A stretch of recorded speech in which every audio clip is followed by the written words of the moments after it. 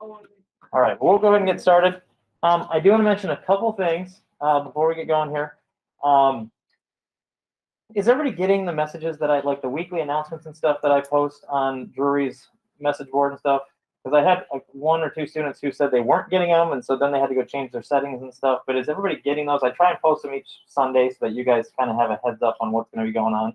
Is there anybody not getting them? Does it get sent to your email, or what does it get sent to? Get sent to my email. Get sent to your email? Okay. If you're not getting those, you may want to just go check your settings on the Drury site and make sure that it's set up to send you notifications when there's stuff like that. Secondly, on the homework, I'm going to try and start between Monday night when it's due and Tuesday when we have class. I'm going to try and start kind of going through the homework. But if there's something that you know, because computers are stupid. They do what they're programmed to do, and sometimes they don't do it well. So if there's something that you are pretty sure you got right and you want me to take a look at it, like you maybe wrote a fraction and the computer didn't recognize it or something, please email me and let me know. If you need help on a problem, please email me and let me know. I did adjust the settings on the homework so that if you get a problem wrong, it was originally set up that if you got a problem wrong and you wanted to redo it, you had to redo the whole thing. And I think I've got that changed, so now you just have to go back and do that one problem if you get one problem wrong. So I think I've got that all fixed up because that's how I wanted it. I wanted it more like a homework. You just fix that one problem, not go back and redo everything again. That's not the purpose. So, but don't be afraid to email me if you have a question. I've had a few people do that, and I try and get back to you fairly quickly. When I'm at school, I can't get back to you quite as quickly, but keep that in mind. I am here to help you out if I can. So please don't be afraid to send me an email either through My Open Math directly. There's a message thing there, or through the Drury email site also. Okay. So, and I think I sent this out in the weekly announcements, but tonight what we're going to do is we're going to cover 2.4 and 2.5. And then we're also going to cover 3.1. But our test, which is next week, and I know that's weird because of missing these 2 weeks and all that stuff and pushing the other tests back, so it seems really close. But we're having our test over Chapter 2, so it'll be 2.1, 2.2, 2.3, 2.4, 2.5. Those Chapter 2 will be on the test. So even though we're going to talk about Section 3.1 tonight, that will not be on the test. That will not be due until 2 weeks from yesterday. So you don't have to worry about that. You worry about getting ready for your test and getting this Chapter 2 done. And then you'll have some time, an extra week to get that done. But I wanted to get that out there. Otherwise, we would end up trying to do 2 lessons after a test or 4 lessons in one night, and that would be crazy. So just to try and make everything work, we're gonna hit this beginning of Chapter 3 tonight, but that will not be on the test. So also the review problems. I did some work with the review so that when you guys go and start working on your review, the questions that you see on there should be very similar. They won't be exactly the same, but they should be very similar types of questions to what you'll see on the test. Okay? That way, as you do those practice problems and you're working through that, you should be hopefully very comfortable when you get to the test, and they're going to look similar, except for on the test, again, if we don't have bad weather, it'll be on a piece of paper instead of on the computer. So that helps me see a lot more what you guys did as far as your work, and helps me understand what you were trying to do, rather than me just seeing some numbers in the answer blank and I have no idea how you got those numbers or whatever. So anyway, so hopefully we won't have any more weather issues, and we'll be good to go. So let's get started with Section 2.4. And Section 2.4, we're going to be working with fitting linear models, so fitting lines to data. So in other words, if you collect some data from various things, like I could collect like all of your ages and all of your heights, and we could put that on a graph, and then we could try to find a line that would represent that data. Okay, I'm not going to ask all your heights and ages, but we could do that. Okay, so you can collect some data, and the idea is that we can fit a linear model so that it represents that data as well as possible. Okay, so that's what we're going to be talking about tonight. Let me close this door.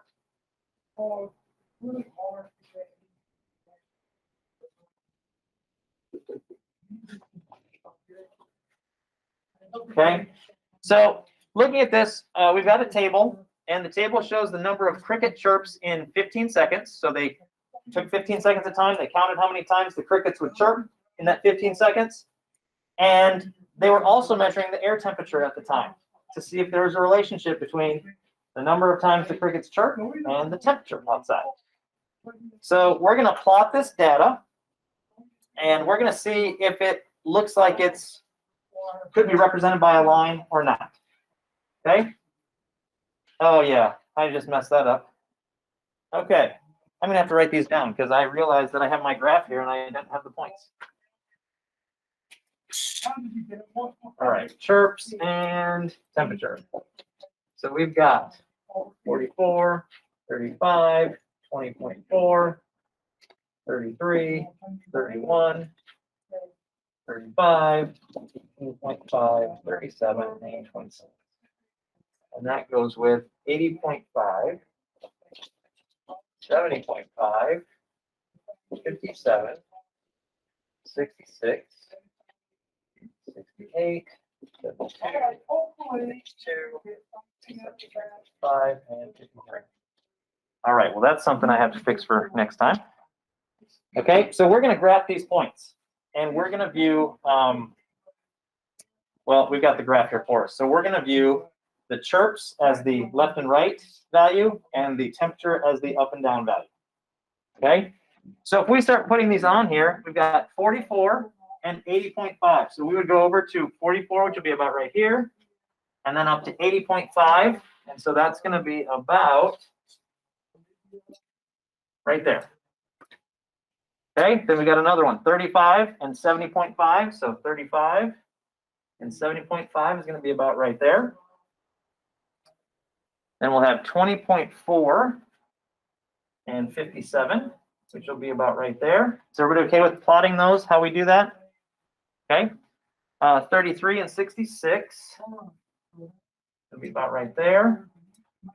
31 and 68, so that's going to be about right there. 35 and 72, it's about right there. Oh, actually, that should be a little higher. There we go. 18.5 and 52. So 18.5 and 52, and 37 and 73.5, and 26 and 53. So 26, 53. So looking at that, we can plot those points, right? Now, does it look like that's kind of a linear pattern that we could draw a line to kind of represent those? Now, it's not a perfect line, is it? But in general, yeah, we can see that as the temperature goes up, the number of chirps go up, right? In general. So let's see, first of all, how close my points were. Not great, but not too bad. Okay, but those are the points. So the idea is, if we can see a pattern of as one increases, the other increases, or as one increases, the other decreases, or something like that. And in general, yeah, we could draw a line that would kind of estimate, again, estimate, not exactly, but would estimate these points. Okay, they're not too spread out. They kind of follow that linear pattern. So the simplest way to find an equation to approximate this data is by kind of eyeballing it. You look at it and you try and draw a line that would represent that information. Okay. Once we draw that line, we can find an equation based on the slope and the intercept, or based on 2 points. We learned how to find the equation of a line using 2 points, or by using a point, the slope and the intercept. We could do it either one of those ways. So first, let's think about some descriptive variables we could choose to represent temperature and chirps. So what variables might we use to represent temperature and chirps? And I kind of gave it away because it's right up here. But anyway, we probably use C and T, right? Temperature, T, chirps, C. Which variable in this problem do you think, which variable do you think would be the independent variable? Which one is causing the other one to change? Probably the temp. You think the number of chirps is changing the temperature? No, but the temperature might be changing how many times those crickets chirp, right? So your independent variable would probably be the temperature over here. This one would be the dependent. So I don't really like the way they have that graph set up, because usually our independent one is on the bottom and they put the chirps on the bottom, but oh well, we'll deal with it. Based on this data and the graph that we had, what's a reasonable domain and range? Now let's review. What did domain mean? Anybody remember? It's the x, it's the input values, right? Okay, and then the range is the output value. So if we're saying our input value or our independent variable is the temperature, let's look back at the picture. What was our temperature range that we were looking at here? Somewhere between 50 and around 80, right? So that would be a reasonable domain. And then what was the number of chirps? Well, somewhere, I think we had, what, 18.5 up to, what was our highest one? Well, this one. I think we had 44. I think that was the biggest. So somewhere between there. Now, how low could the number of chirps go? I mean, if you just thought about how low, what's the smallest number you could possibly have? You counted for 15 seconds. 0, right? You could have no chirps. And I don't know how high it could go. You could go someplace that might be chirping like crazy. But anyway, we'll say somewhere in that range. But we get the idea. Somewhere, for our data, somewhere between 18 and 44 was what we had.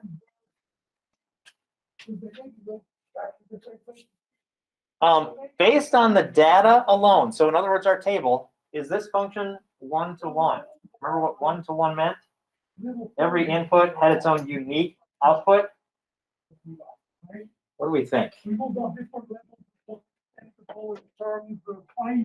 there's a key one right here that tells us that no, it's actually not. You see how those two? You've got a 35 that goes with a 72, and then a 35 that goes with a 70.5. And if it's one-to-one, that can't happen. Everything has to have its own unique pairs. Okay? So no, this one would not be, according to our data, this would not be one-to-one. Okay, so let's use our table of values, and let's try and estimate a linear function that fits the data by using kind of this eyeballing method. So here's our picture again. And if we want to try and estimate this part right here is pretty close. So let's, a lot of times I like to use a couple of points and see if we can make a line between a couple of points that will represent that data pretty well. Doesn't that kind of seem like that's a good line that estimates the data? Okay, so let's see, what was this point? This point was the first one. And I'm going to rewrite it as the 80. No, I guess I won't, because this is the way the table starts. 44, 80.5. Okay, that's the ordered pair for that one. And what's this bottom one? That's the 18 one, right? Oh, 18.5, comma, 52. Basically, socialization. Okay, so if we're using those 2 points, but it's a lifelong. do we remember how to find the slope of a line using 2 points like that? We had a little formula that we learned. Anybody remember it? Anybody brave enough to see if they remember it after 2 weeks? Yeah. Is it y to my friend? Yes. Yes, it is. So our little formula for slope, m equals, you probably can't, can you see that? The green? You can? Okay. No? We're good? Some people can see it. All right. y2 minus y1 over x2 minus x1. I'm not going to use that color very much because I don't know how well it's shown up. Okay? So for us, we're using c and t, right? But the y value is the second one, so we would say 80.5 minus 52 over 44 minus 18.5. Now, for those of you who have calculators, you may want to grab them for us to help us out here. If we do 80.5 minus 52, what do we get? Those are practical things that you can teach. Is it- Is it 80.5 minus 52? 28.5? And then on the bottom, 44 minus 18.5? 25.5? And then what do we get when we divide those two? It probably won't come out nicely, but what do we get approximately? So we'll round off to like 1.1. Yeah. Okay, so it's about 1.1. So that's our slope. Yeah. Yeah. Why do you look at this? Yeah. Because mine's the other way around. Does it matter which one? Yeah, and that's where if I'm looking at this, the only reason I did it the order I did is because of how they made the graph, and they made the graph with the chirps on the bottom. If I was doing this, I would say this would be the way I would set it. So does that matter? If they give you a graph, probably follow what their graph shows, as the bottom would be the X, the vertical would be the Y. But in reality, we said the temperature is independent. I think I like your answer better, to be honest, but the book set it up this way, so we'll do it for this time, we'll do it this way. But it will make a difference. Your answer would probably be like a slope of about 0.9 or 0.8 something. Is that what you got? Okay, so it will make a difference, but I would probably be on your side for this particular one. So, okay, so once we have the slope, remember our equation for slope-intercept form, y equals mx plus b, right? We figured out the m was 1.1.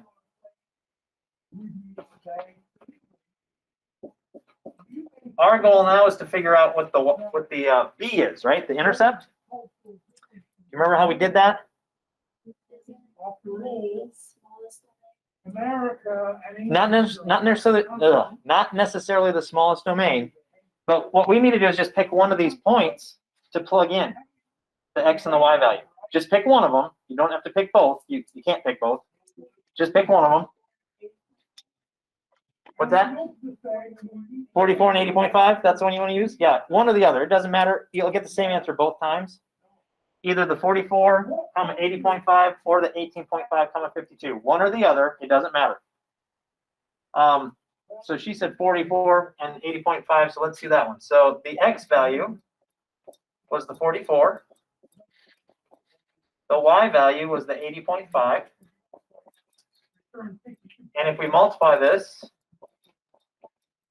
we're going to get 184, I think 48.4. Is that right? Okay. And then what do we do to get that b by itself? We want to subtract.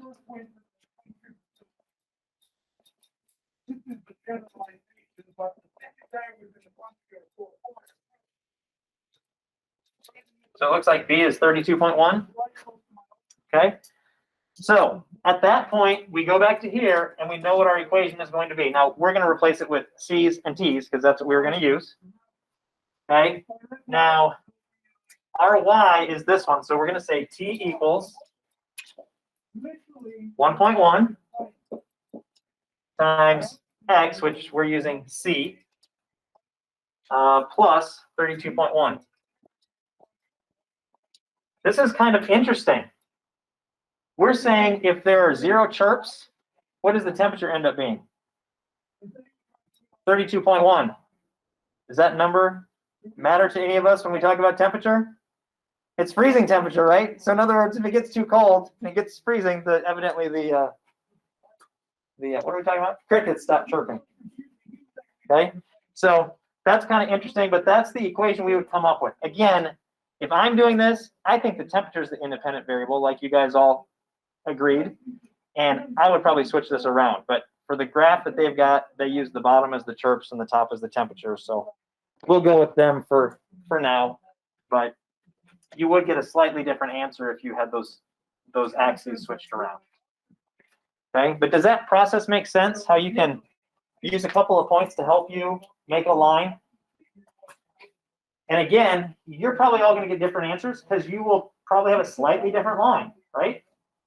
That make sense? Because there's not, you know, if we're just drawing it freehand, there's not going to be one magical line that you're all going to magically find. Okay? Because our culture is All right. So, our culture is- a couple of terms.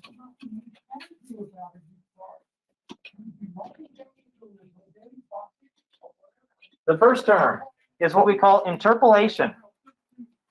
Interpolation is when we take a model that we just figured out, like the one we just figured out, and we use it to estimate something within the range of values that we had.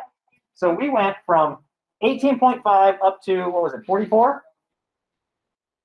So if I wanted to estimate 20, that's in between the 18.5, the lowest value, and the highest value, 44, right? That would be considered interpolation if we used that equation, that model, to figure that answer out. On the other hand, if I wanted to estimate, oh, well, what happens if there are 60 chirps per minute? That's outside of the values that we were looking at, right? Because we only had 18 to 44. I just realized they said 18.5. How can you have 18 and a half chirps? Anyway, whatever. So if we were using that 60, that's outside of the numbers that we were looking at. That would be called extrapolation. That's the second one. Predicting a value that's outside the domain and range of our data. Okay? So interpolation is like inside the data. Extrapolation is extra. It's outside of our data. Okay? And I know there's probably one, maybe two questions in the homework where it asks you, would this be considered interpolation or extrapolation? And they give you a value and you just look at, is it inside the values we're looking at, or is it outside? So let's look at this one. Would predicting the temperature when the crickets are chirping 30 times in 15 seconds be interpolation or extrapolation? So 30 times. Remember what was our lowest? 18. What was our highest?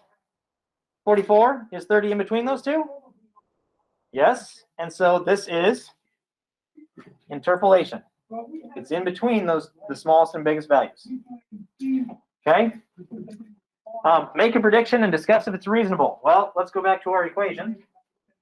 Our equation said T equals 1.1 C plus 32.1. So if we put in a 30,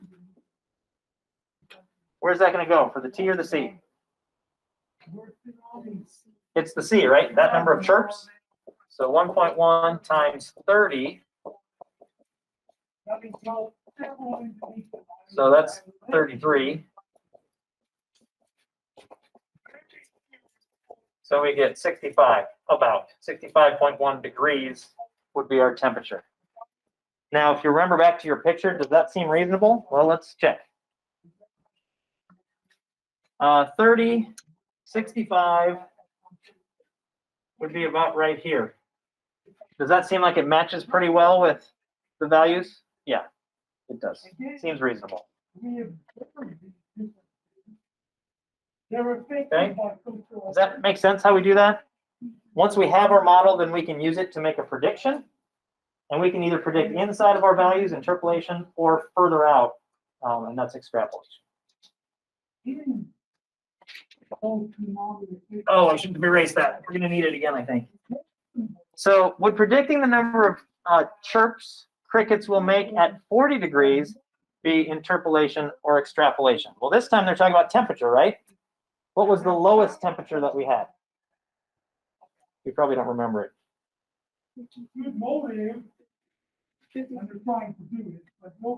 It was 52. And then what was the biggest one? 80.5. Is that 44? Was it 44 or 40? Whatever it was. Is that in between there? So between 52 and 40 degrees. Is the 40 degrees between the 52 and the 80? 52 to 80? No, 40 is down here, right? So this would be considered extrapolation. It's outside of the values that we were given.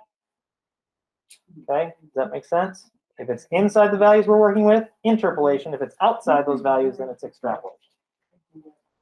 All right, make our prediction. So our prediction this time is we are given the temperature, 40, 1.1 C plus 32.1.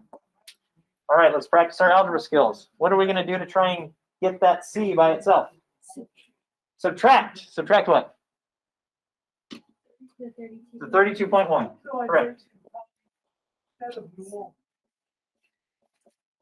This would give us 7.9. So for example, what normal Then what else do we have to do to get that C by itself? Divide by the 1.1.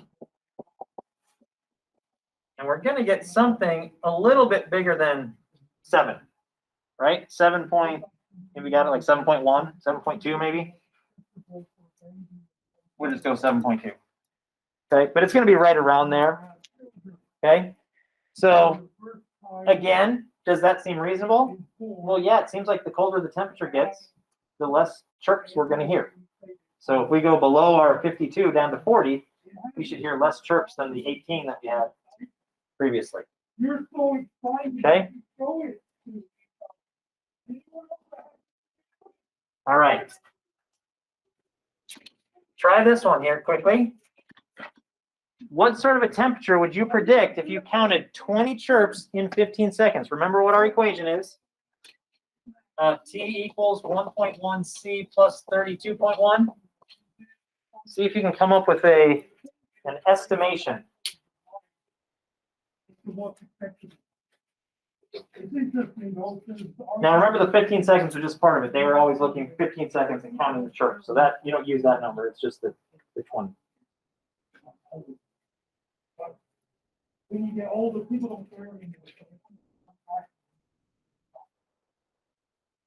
I don't care anymore. What I want, act like I want. First question is, where does the 20 go? Talk, read in public or whatever it is. They don't care anymore. It goes in, well, we're using C and T, but it goes in for the C, right? That many chirps. So we take 20 times 1.1, we get what, 22, I think? And then we add the 32.1, and what did you guys get? 54.1. Okay, does that make sense? All right, 54 degrees approximately.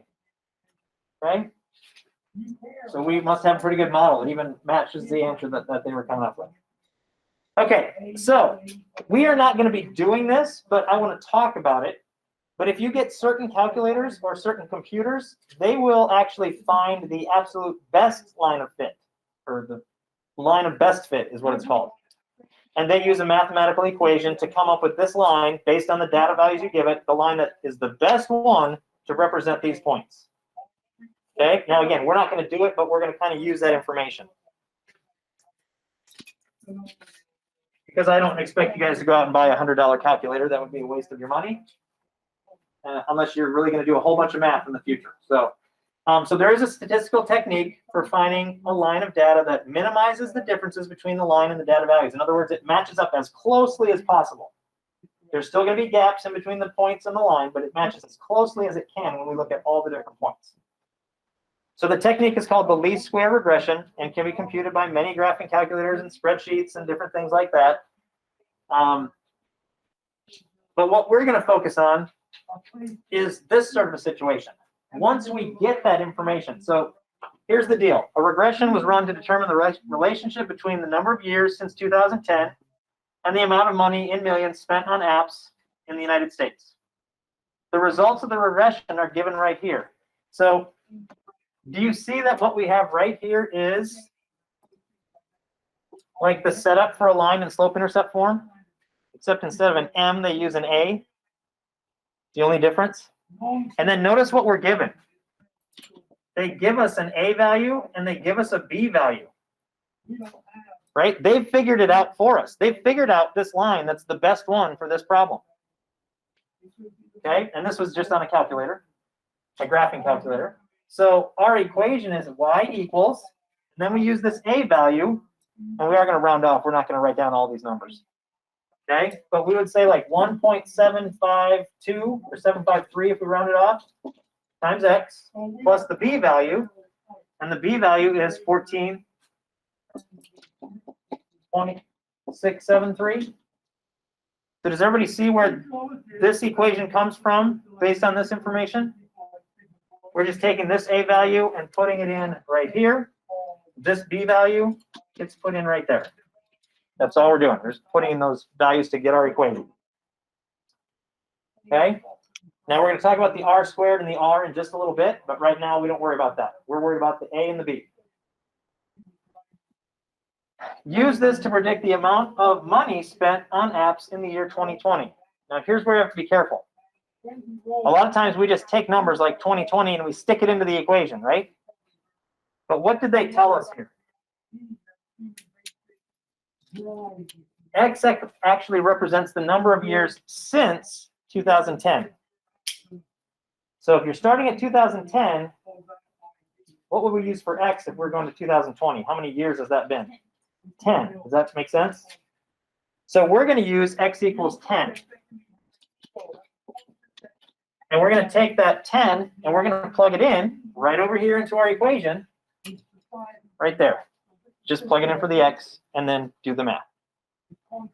So we're going to have, let me go up so I don't get in the way of that. So 1.753 times 10 plus 14.673. Can somebody do that math for me on their calculator?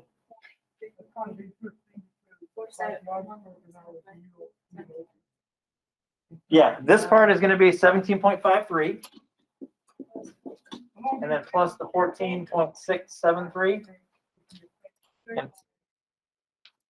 Okay, so 32 point, we can probably round off to 32.2 since this is talking about millions of dollars. By the way, I just made this up, so I don't know if this is true or not. I just had this on my calculator. I'm like, well, let's make it up and whatever. So $32.2 million, according to this model, was used or was spent on apps. Okay, that might be reasonable, might be unreasonable. I have no idea. I don't usually buy apps very often, so. Okay, now we can't tell if this is interpolation or extrapolation because we don't know what the original values were, right? We were just given the equation. Does that make sense?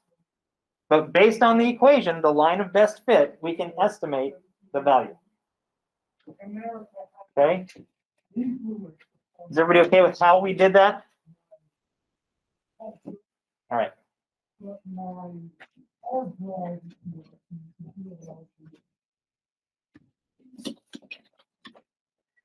Okay, you remember I said we have that R value and we have the R squared value?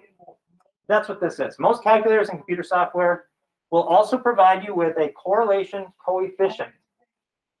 It was the R value on that screen. So if we look back, the R value 0.986, and then all those other numbers, but 0.986. That is a measure of how closely the line fits the data points. Okay? The closer it is to 1, or the closer it is to -1, the closer it is to actually being right. All the points are right on that line. Now, ours were not right on the line, were they?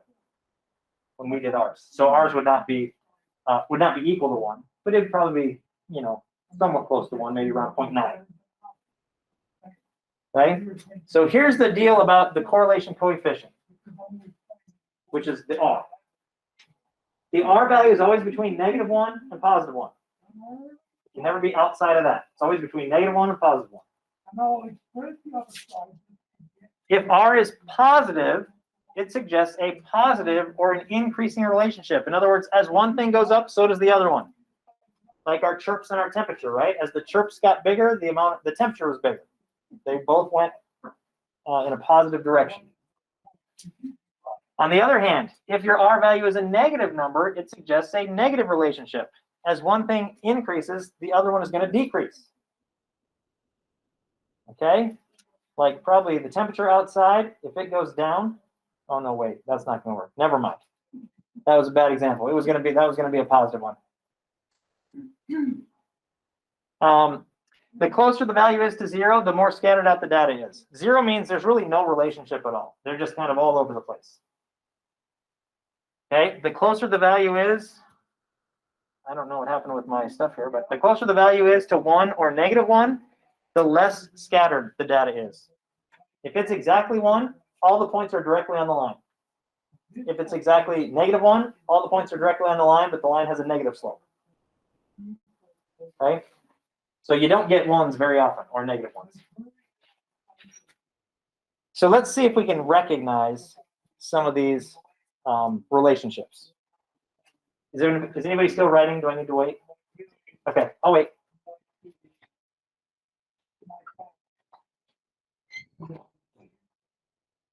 Okay, good. Got it? And that's kind of different than most other things. All right. Because So here's some examples. You see this one right here looks like a perfectly straight line with a positive slope. Our correlation coefficient here is 1. We go here. Notice it still has that positive relationship, but notice it's more spread out now. It's not a straight line. So that they're giving that a correlation coefficient of 0.8. Okay. Notice more spread out, kind of looks more like a circle, but still a little bit positive direction. That's only 0.4. So it's getting closer to 0, right, as it gets more spread out. Now this one just looks like a big blob. They're saying there's no relationship there at all, just 0. Now notice these, it's the same type of thing as over here, but just the other direction. Again, -1, it's like a negative slope, but it's all in exactly a straight line. Okay? Now notice these three. These three all have correlation coefficients of 1, because they're all perfectly straight lines, right? Not only are they perfectly straight lines, but they all have positive slopes. Same thing happens over here. Perfectly straight lines, but negative slopes. So -1s. Notice another option for 0 is it might be that the one doesn't affect the other. It just stays the same all the time, no matter what. That's a correlation coefficient of 0 also. There's no positive relationship, no negative relationship. All right, then we got all sorts of interesting stuff. Oh, my pointer isn't there. Interesting stuff down here. Those are all examples of zeros. There's no relationship there. You got some sort of a squiggly. You got kind of a sideways box. You got a diamond shape. You got a smiley face or something. Under Armour symbol, circle, 4 different little blotches. So those are all things that there's no correlation there. Okay. So are we kind of getting the picture of what that looks like? Oh, I thought I put one on there. Okay, so you're going to see some examples in your homework where they give you some values and you want to match them up with the correct data. So that's what you're looking at is things like this. Does it look like it's really close to a line? Then it's going to be fairly close to 1 or -1 if it's going down. Is there no relationship at all? Then that's going to be 0. Is it kind of going in a positive direction but not very close? Then it's going to be positive somewhere, but not really close to 1. So I know there are some of the practice problems, and then there are also some. There's like one on the homework. So okay, so that's actually the end of 2.4. Do we have any questions before I give you a little break? When we have this mock thing come out, Like I said, we're not going to spend a bunch of time calculating correlation coefficient. There are formulas to do that, but we're not going to take time to do that. That's beyond this class.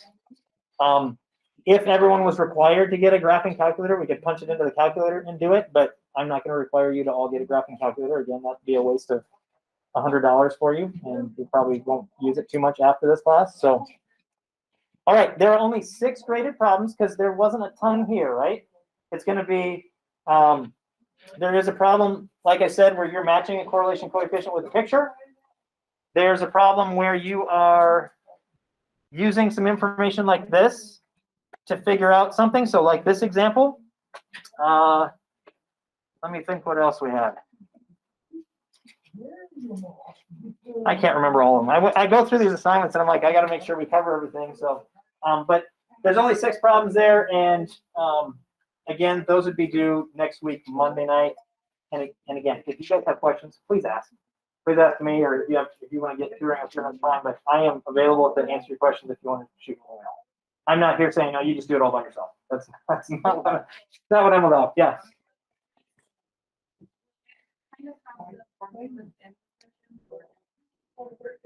What formulas do you mean? The slope formula?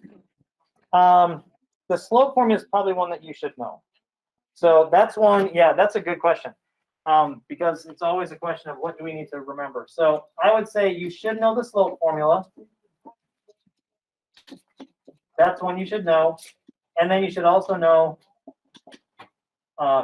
slope-intercept form. These two, especially since this whole chapter is pretty much about lines, you're going to want to know those two.